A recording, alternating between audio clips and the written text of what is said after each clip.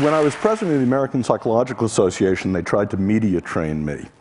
And an encounter I had with CNN summarizes what I'm going to be talking about today, which is the 11th reason to be optimistic. The editor of Discover told us 10 of them.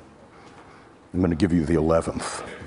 So they came to me, CNN, and they said, Professor Seligman, would you tell us about the state of psychology today? We'd like to interview you about that. And I said, great. He said, but this is CNN, so you only get a soundbite. So, well, how many words do I get? I said, well, one. Cameras rolled, and she said, Professor Seligman, what is the state of psychology today? Good. Cut. That won't do. We'd really better give you a longer soundbite. Well, how many words do I get this time? Well, you get 2. Dr. Seligman, what is the state of psychology today? Not good.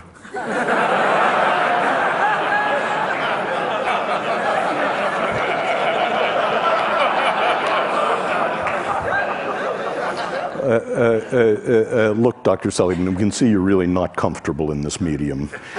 We'd better give you a real soundbite. This time you can have 3 words. And, Professor Seligman, what is the state of psychology today?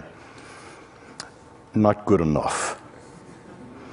And that's what I'm going to be talking about. I want to say why psychology was good, why it was not good, and how it may become, in the next 10 years, good enough.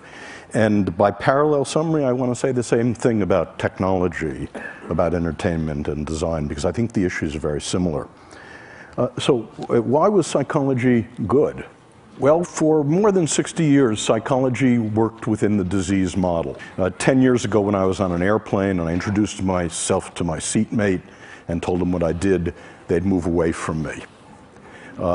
And because quite rightly, they were saying psychology is about finding what's wrong with you, spot the loony. And now when I tell people what I do, they move toward me.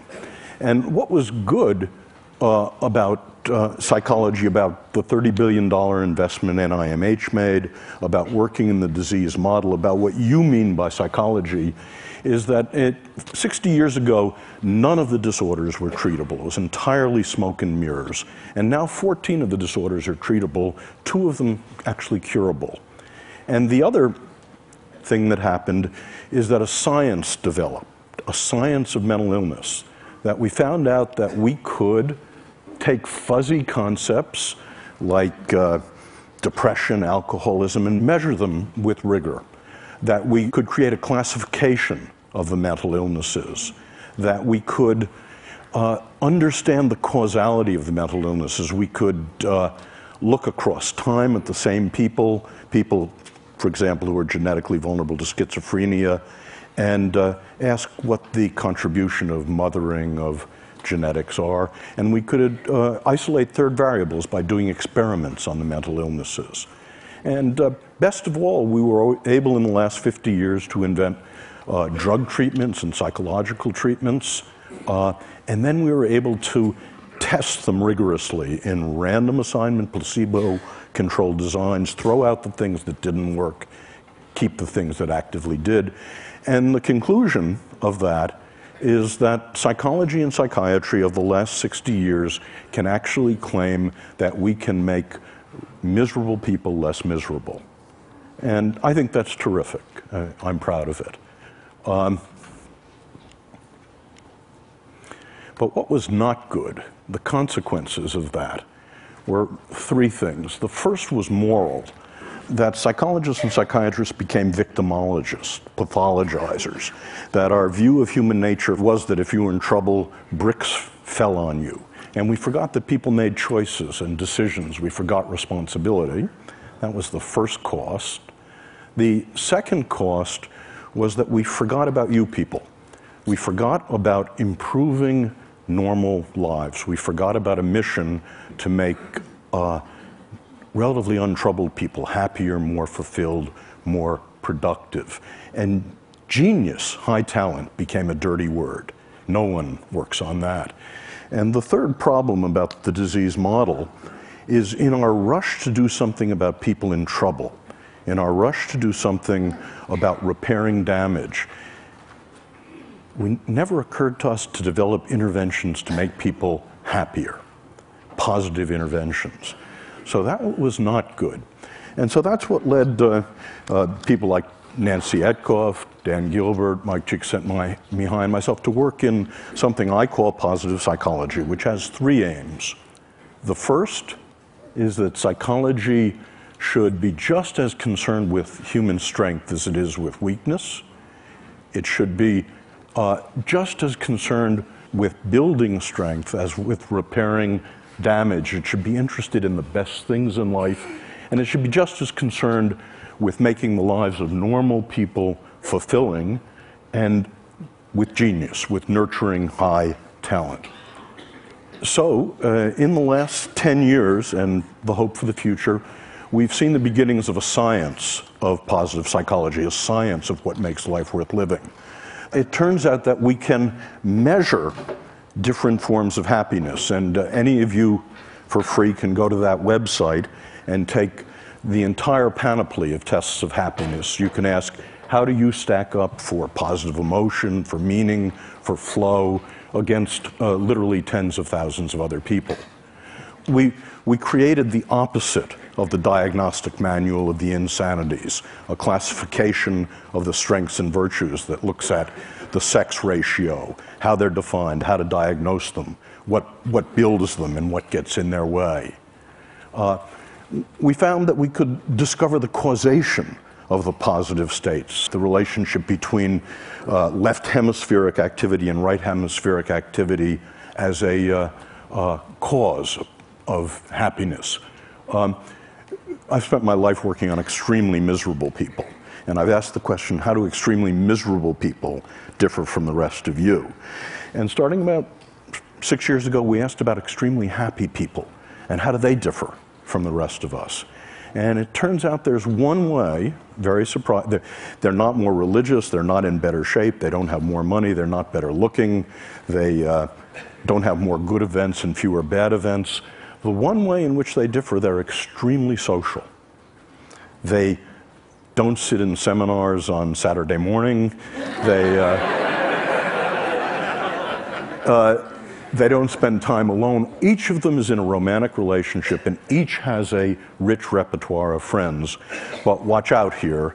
This is merely correlational data, not causal, and it's about happiness in the first Hollywood sense I'm going to talk about. Happiness of ebullience and giggling and good cheer. And I'm going to suggest to you that's not nearly enough in just a moment. We found we could begin to look at interventions over the centuries, from the Buddha to Tony Robbins. About 120 interventions have been proposed that allegedly make people happy. And we find that we've been able to manualize many of them, and we actually carry out random assignment efficacy and effectiveness studies. That is, which ones actually make people lastingly happier. In a couple of minutes, I'll tell you about some of those results. But the upshot of this is that the mission I want psychology to have, in addition to its mission of curing the mentally ill, in addition to its mission of making miserable people less miserable, is, can psychology actually make people happier? And to ask that question, happy is not a word I use very much. We've had to break it down into what I think is askable about happy. And I believe there are three different, and I call them different because different interventions build them. It's possible to have one rather than the other. Three different happy lives. The first happy life is the pleasant life. This is a life in which you have as much positive emotion as you possibly can, and the skills to amplify it. The second is a life of engagement, a life in your work, your parenting, your love, your leisure. Time stops for you. That's what Aristotle was talking about. And third, the meaningful life. So I want to say a little bit about each of those lives and what we know about them. The first life is the pleasant life, and it's simply, as best we can find it, it's having as many of the pleasures as you can, as much positive emotion as you can, and learning the skills, savoring mindfulness, that amplify them, that stretch them over time and space. But the pleasant life has three drawbacks, and it's why positive psychology is not happyology, and why it doesn't end here.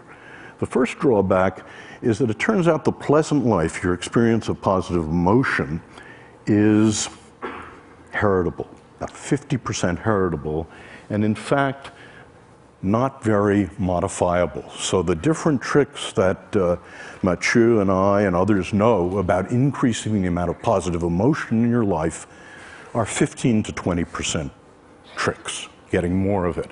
Second is that positive emotion habituates. It habituates rapidly, indeed. It's all like French vanilla ice cream. The first taste is 100%. By the time you're down to the sixth taste, it's gone. And as I said, it's not particularly malleable. And this leads to the second life. And I have to tell you about my friend Len to talk about why positive psychology is more than positive emotion, more than building pleasure. In two of the three great arenas of life, by the time Len was 30, Len was enormously successful. The first arena was work. By the time he was 20, he's an options trader. By the time he was 25, he was a multimillionaire and the head of an options trading company. Second, in play, he's a national champion bridge player. And but in the third great arena of life, love, Len is an abysmal failure. And the reason he was that Len is a cold fish. Len is an introvert. American women said to Len when he dated them, "You're no fun. You don't have positive emotion. Get lost." And Len was wealthy enough to be able to afford a Park Avenue psychoanalyst who for 5 years tried to find the sexual trauma that had somehow locked positive emotion inside of him. But it turned out there wasn't any sexual trauma. It turned out that Len grew up in Long Island and he played football and watched football and played bridge. Len is in the bottom 5% of what we call positive affectivity. So the question is Len unhappy? And I want to say not.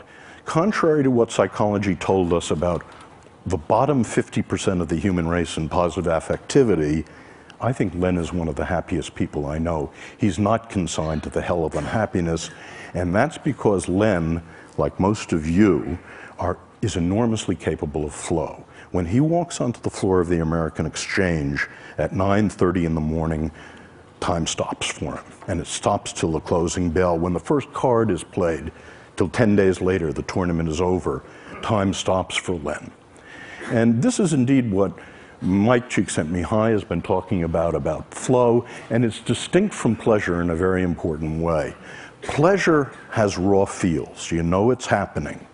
It's thought and feeling. But what Mike told you yesterday, during flow, you can't feel anything. You're one with the music. Time stops. You have intense concentration. And this is indeed the characteristic of what we think of as the good life. And we think there's a recipe for it, and it's knowing what your highest strengths are. And again, there's a valid test of what your 5 highest strengths are, and then recrafting your life to use them as much as you possibly can. Recrafting your work, your love, your play, your friendship, your parenting. Just one example. One person I worked with was a bagger at Gennardi's. Hated the job. She's working her way through college. Her highest strength was social intelligence. So she recrafted bagging to make the encounter with her the social highlight of every customer's day. Now, obviously she failed, but what she did was to take her highest strengths and recraft work to use them as much as possible. What you get out of that is not smiliness. You don't look like Debbie Reynolds. You don't giggle a lot. What you get is more absorption. So that's the second path. The first path, positive emotion. The second path is eudaimonia and flow. And the third path is meaning. This is the most venerable of all the happinesses traditionally.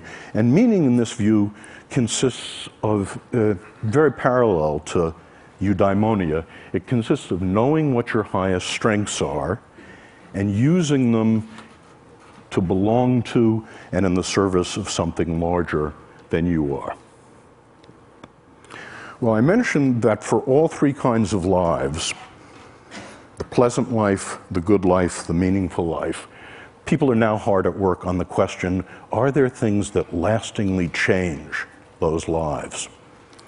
And the answer seems to be yes, and I'll just give you some samples of it. It's being done in a rigorous manner. It's being done in the same way that we test drugs to see what really works. So we do random assignment, placebo-controlled, long-term studies of different interventions. And just to sample the kind of interventions that we find have an effect, when we teach people about the pleasant life, how to have more pleasure in your life, one of your assignments is to take the mindfulness skills, the savoring skills, and you're assigned to design a beautiful day.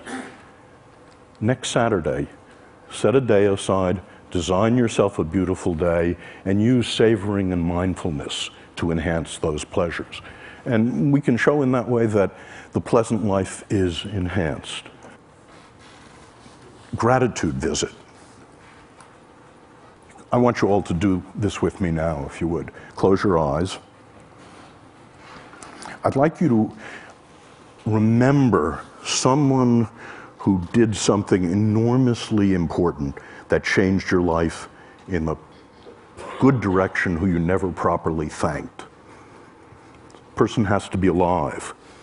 Okay? Now, okay, you can open your eyes. I hope all of you have such a person.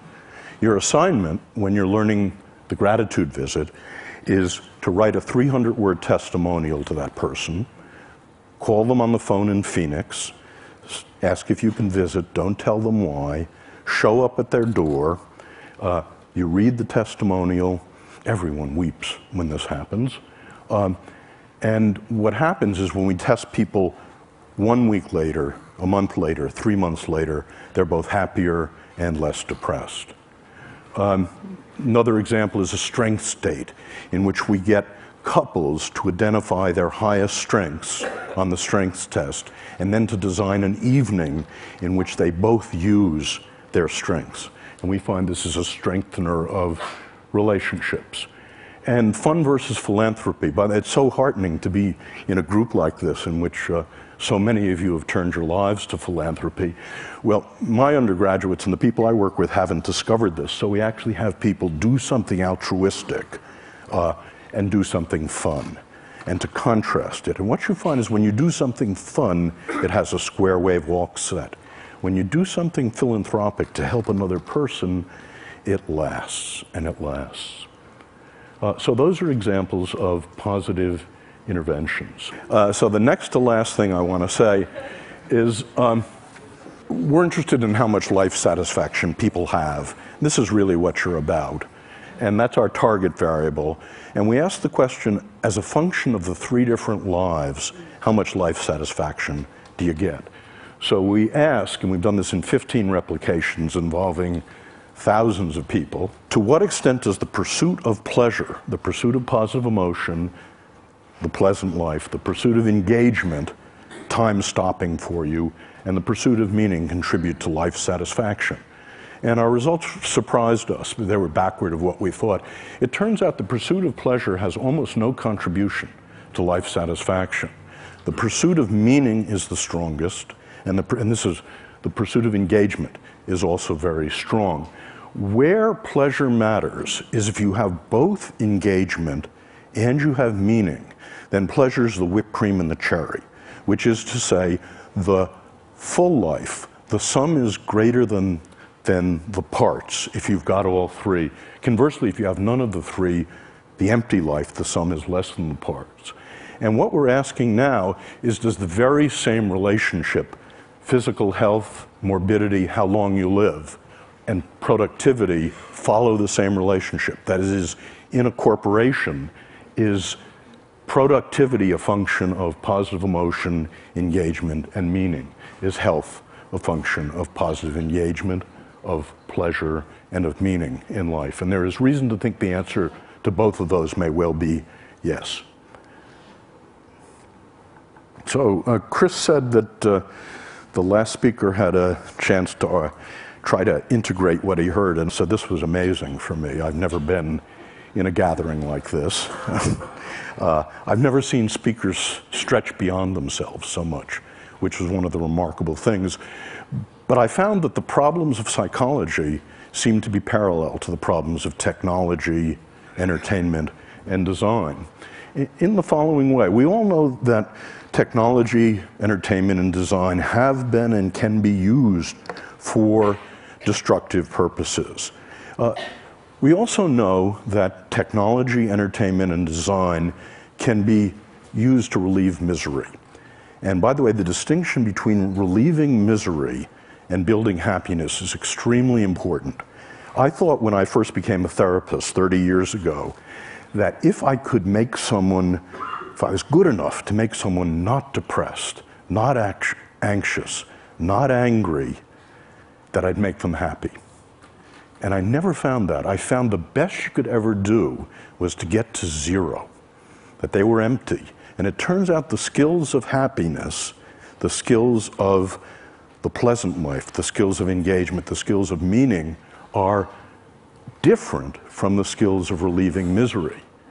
And so the parallel thing holds with technology, entertainment, and design, I believe. That is, it is possible for these three drivers of our world to increase happiness, to increase positive emotion, and that's typically how they've been used. But once you fractionate happiness the way I do, not just positive emotion, that's not nearly enough. There's flow in life and there's meaning in life. As Laura Lee told us, design, and I believe entertainment and technology, can be used to increase meaning engagement in life as well. So in conclusion, the 11th reason for optimism, in addition to the space elevator, is that I think with technology, entertainment, and design, we can actually increase the amount of tonnage of human happiness on the planet. And if technology can, in the next decade or two, increase the pleasant life, the good life, and the meaningful life, it will be good enough. If entertainment can be diverted to also increase positive emotion, meaning, eudaimonia, it will be good enough. And if design can increase positive emotion, eudaimonia, and flow, and meaning, what we're all doing together will become good enough. Thank you.